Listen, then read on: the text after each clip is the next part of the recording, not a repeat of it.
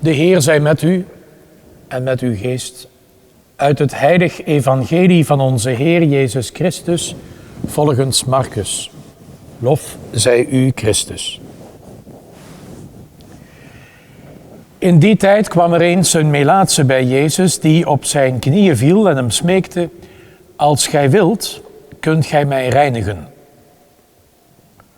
Door medelijden bewogen stak hij de hand uit, raakte hem aan en sprak tot hem: ik wil, word rein.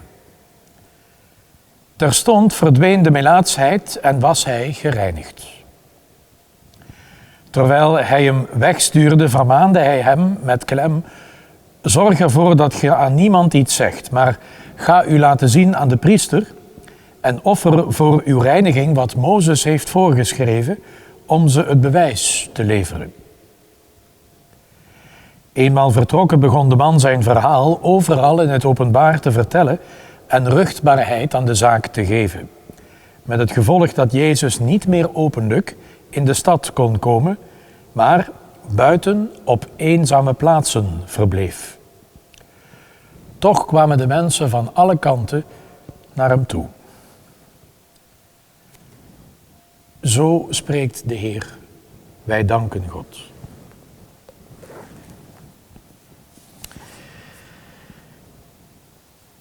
Inmiddels, beste mensen, kunnen we er een aardig mondje over meepraten.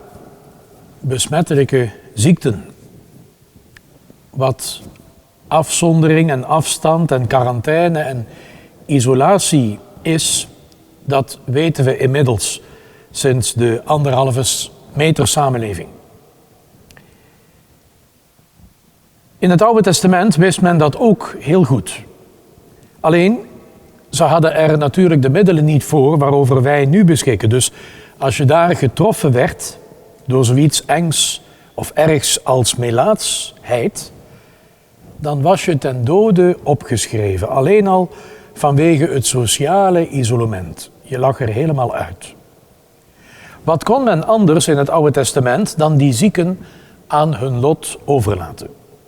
Wie met een melaatse omging, werd ongetwijfeld ook zelf dodelijk ziek. Dus je werd als melaatse gemeden als de pest. Maar Jezus in het evangelie gaat er heel anders mee om. Hij is geen ontkenner van de ernst van de ziekte. Maar bij hem is genezing. Daartoe was hij gekomen en daartoe was hij uitgegaan om mensen te genezen. En uiteindelijk geneest hij ons zelfs van de dood. En alle wonderen in het evangelie zoals vandaag willen daarnaar verwijzen en daarvan alvast getuigen. Trouwens, Jezus maakt een wezenlijk verschil tussen de zieke en de ziekte. Tussen de zonde en de zondaar.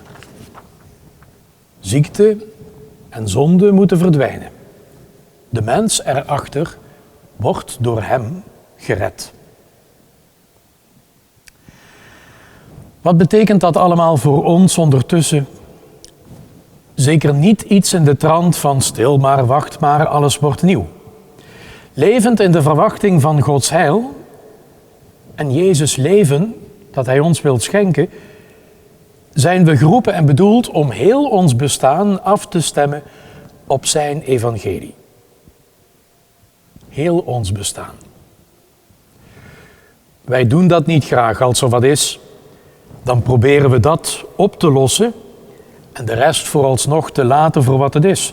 We gaan voor pillen en zalf naar de dokter of als het tussen de oren zit naar een coach. Maar diep in ons hart weten we dat een totale ommekeer, een verandering van leven, de eigenlijke remedie is. Eentje heeft dat in het evangelie van vandaag goed in de gaten. En dat is de man die genezing vindt. Hij roept en schreeuwt en claimt Jezus niet van ik moet en ik zal, maar u moet en u zult. Maar hij zegt, als u wilt, Heer. En Jezus zegt hem, ik wil het. Word rein. Dat is, beste mensen, een gave van God. God geneest. Daartoe is Jezus gekomen. Hij heeft geen andere agenda dan die. Het is een gave, wij mogen erin delen, maar ook een opgave. Bekeer je steeds opnieuw met alles wat je in je hebt tot het ware leven dat Christus is en dat Hij ons aanreikt. Zo komen we uit een quarantaine, uit een lockdown, om vrij te zijn voor de Heer en voor elkaar.